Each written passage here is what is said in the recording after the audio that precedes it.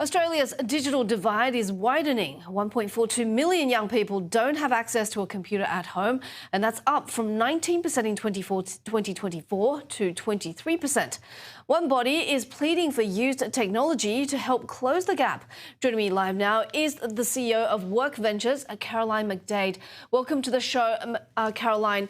I guess it's, technology is so ubiquitous in our lives that we don't really realise how much digital inequality there is. So who's being left behind? Yeah, that's right, Lee. I think a lot of people will be really surprised to hear those stats here in Australia.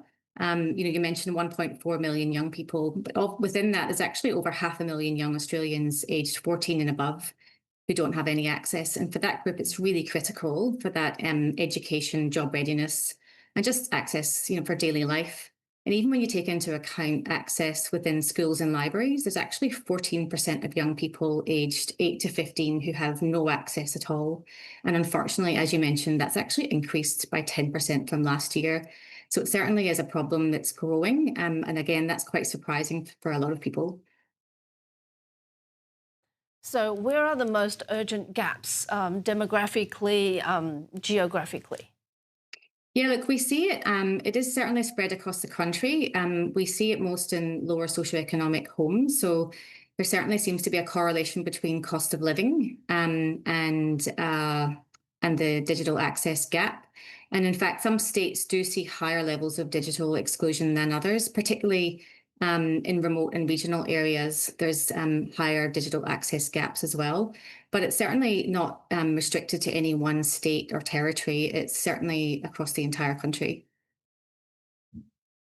Now, at the same time, we also have companies and government agencies not knowing really how to dispose of, or having to spend a lot of money and energy to dispose of their used, PCs and laptops. So how is your initiative, the National Device Bank, going? How does it work? Yeah, so as you said, the digital access gap is growing. And in fact, the impact of that lack of access to technology is increasing as well. So what has really driven this National Device Bank is that impact, that growing impact. And in fact, what we're seeing with the growth of AI right now is that of those students who don't have access to technology, around 1/3 of them don't use AI at all. And they're also showing weaker fact-checking habits around AI, which is really impacting their ability to critically evaluate information. So the National Device Bank has really been driven by, a need to try and reduce this access gap. As you said, there are a lot of devices which are being disposed of by companies and governments. And in fact, that's about 10 million every 5 years. So 10 million laptops, PCs, and tablets. So what we're trying to do is repurpose more of those devices and redistribute them to communities in need. And in particular, those 1.4 million young people who really need those devices to keep up with education. So what sort of success have you had? How are you measuring, how you're going in terms of closing that gap? Well, we've had tens of thousands donated for this year, but certainly got a long way to go to really address the gap that we're seeing. Some organisations have really got behind the initiative, so we've had a long-term support from Westpac Bank, for example. They've donated many tens of thousands of devices, and we've distributed about 50,000 into communities in need. But we'd love to see more companies getting on board to really, find a way to repurpose their technology, have a really strong, positive environmental impact, but also really have a strong impact on communities in Australia who are doing it tough right now. And it's not just about the hardware. What sort of challenges are you seeing when it comes to, giving people more access to the internet and, connectivity I'm talking about, and also training?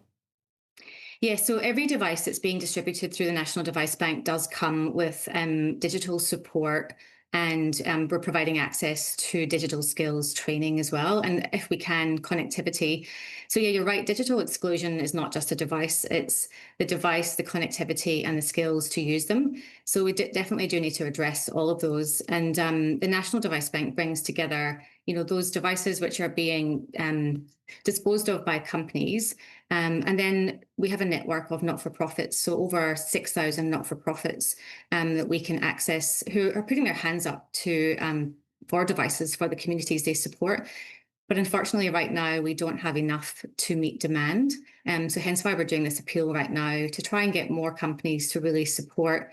Because if you don't have access to a device, you don't have the ability to practice those digital skills and really embed them. Well, thank you so much for the work that you do. Caroline McDaid, the CEO of Thank you. Workventures.